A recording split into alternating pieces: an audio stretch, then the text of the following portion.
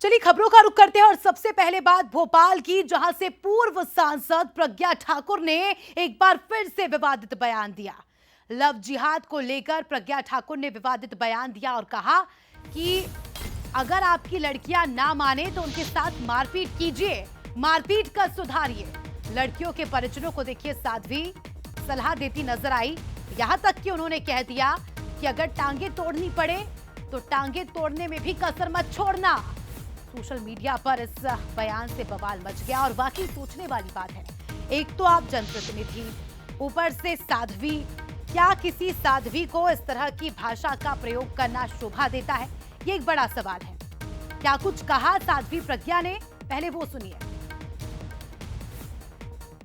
लड़की हमारा कहना नहीं मानती है, अगर हमारी लड़की किसी विधर्मी के यहाँ जाने का प्रयास करती तो उसके टांगे तोड़ने में भी कसर मत छोड़ना, क्योंकि जो संस्कारों से नहीं मानती है,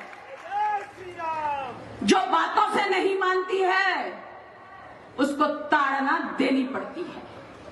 अपनी संतान है, उसके भले के लिए यदि आपको उसको मारना पड़े, पीटना पड़े, तो आप उसमें भी पीछे मत हटिए, क्योंकि माता पिता जब प्रताड़ना देते हैं तो बच्चों के अच्छे भविष्य के लिए देते हैं। मारिए, टांगे तोड़िए, ताड़ना दीजिए, समझाइए। इस तरह के बयान किसी भी साध्वी को देना क्या शोभा देता है? एक बड़े सवाल। और इसी के साथ बंसल न्यूज इस पूरे मुद्दे पर सवाल उठाता है। हमारे सवाल है, क्या घर में हिंसा से सुधार होता है? मारपीट से क्या सुधार होता है? क्या कानून से ऊपर कोई है? क्या कानून अपने हाथ में लेना सही है? क्या सजा परिवार का व्यक्तिगत आधार है, या कोई बताएगा कि आप बच्चों के साथ मारो पीटो? क्या टांगे तोड़ने जैसी बातें हमारे समाज में स्वीकार योग्य है? क्या किसी जनप्रतिनिधि का इस तरह से इस लैंग्वेज में बयान देना सही है? ये सवाल जो बंसल न्यूज उठाता है। चलिए, इस खबर पर हमारे साथ कुछ जनप्रतिनिधि भी जुड़ चुके हैं और प्रवक्ता जुड़ चुके हैं। उनसे चर्चा करेंगे, उनसे समझने की कोशिश करेंगे कि वो इनके बयान को कैसे देखते हैं। बीजेपी से हमारे साथ नेहा बग्गा जी जुड़ चुकी है, कांग्रेस से हमारे साथ वंदना राजपूत जी जुड़ चुकी है। सबसे पहले नेहा जी आपके पास आऊंगी। आपने सुना होगा बयान, कितना सही लगता है मैम आपको? एक तो आप जनप्रतिनिधि, ऊपर से आप साध्वी, और इस तरह के बयान, मारो पीटो टांगे तोड़ो, क्या ये शोभा देता है? देखिए, पहली बात, मैंने बयान सुना नहीं है कि वो किस कॉन्टेक्स्ट मैं आपको सुनवा देती हूँ मैम, पहले आप बयान सुनिए, फिर मैं आपसे बात करूंगी। मैं अनुरोध करूंगी, बयान प्ले कीजिए।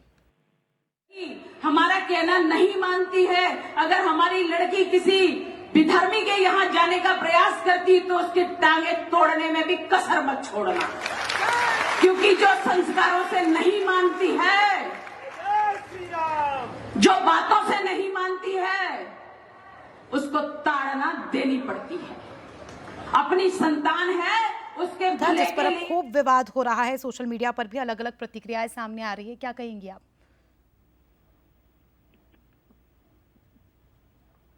नेहा जी, क्या आप सुन पा रही हैं मुझे? हाँ, मैं आपको सुन पा रही हूँ। देखिए, बहुत स्पष्ट है कि बच्चों की पेरेंटिंग कैसे करनी है वो तो माता पिता करते ही हैं अपने अनुसार। हो सकता है कि उन्हें किसी चीज को, किसी विषय को लेके लगा, जैसा मैंने आपके द्वारा सुनाए गए बयान को सुना है, तो उसमें लव जिहाद की एक बात वो कह रही है। और लव जिहाद में जिस तरीके से बाद में तंदूर में भून लिया जाता है, कभी 35 टुकड़े होकर लड़कियां आती हैं, कभी उनका फ्लैश फेडिंग होने लग जाती है, दूसरे जगह पर उनको जिस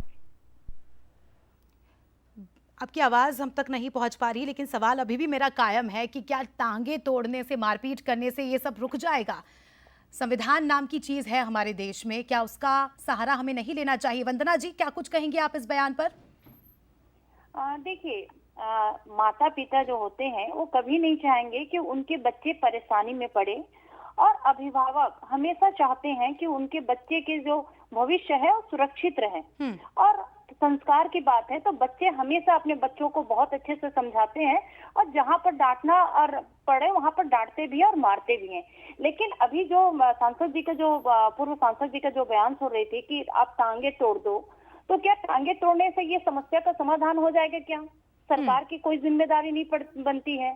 डबल इंजन की सरकार है, डबल इंजन की सरकार में सरकार को कड़ा रुख अपनाना चाहिए, कड़ा कदम अपनाना चाहिए। आप इस तरह से बयान दे करके मतलब माता पिता के परवरिश पर आप सवाल उठा रहे हैं।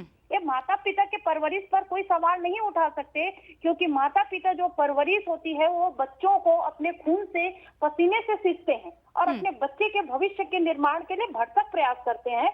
लेकिन यहाँ पर बच्चों को समझाने के लिए टांगे तोड़ना और टांगे तोड़ करके आप अपने ठीक है वंदना जी, आऊंगी आपके पास। नेहा जी, पहली बार नहीं है जब इस तरह के बयान सामने आए हों, पहले भी साध्वी प्रज्ञा इस तरह के काफी कंट्रोवर्शियल, काफी विवादित बयान दे चुकी है। तो ऐसे में क्या पार्टी उन पर एक्शन नहीं लेगी? क्या पार्टी को एक्शन नहीं लेना चाहिए उन पर, क्योंकि ये समाज की भावनाओं को आहत करता है? देखिए, किसी की भावना आहत नहीं हो रही इससे, ये आज की वास्तविकता है। और केवल भारत नहीं, इससे यूके और अन्य जो देश हैं वो भी प्रभावित हैं। लव जिहाद जैसा विषय जिसमें लड़कियों को ये जानबूझकर बहला फुसलाकर उनको षड्यंत्र के खातिर उनको जिस तरीके से जिंदगी बर्बाद की जाती है वो हमारे सामने है। और खुद कांग्रेस की प्रवक्ता कह रही कि माता पिता डांटते भी हैं, कभी मारते भी हैं।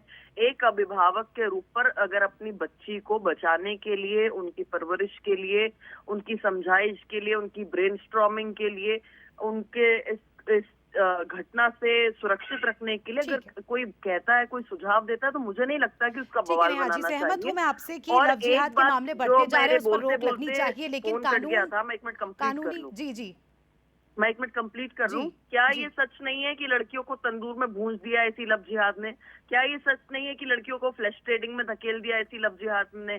क्या ये सच नहीं है कि लड़कियों को जिस तरीके से 35 टुकड़े करके सूटकेस में आते हुए हमने देखा है अंकिता और तमाम सारी लड़कियों को? क्या ये सच नहीं है? क्या ये सच नहीं है कि जिस तरीके से उनसे ढोंग रचाकर बाद में जब हकीकत सामने आती है तो क्या वो जो धर्म परिवर्तन कराया जाता है उसके पीछे के जो दंज होते हैं वो कैसे झेला है लड़कियों ने? ये सब वास्तविकता है। अगर हम किसी काल्पनिक दुनिया में हैं तो हमें बाहर निकल कर आना चाहिए।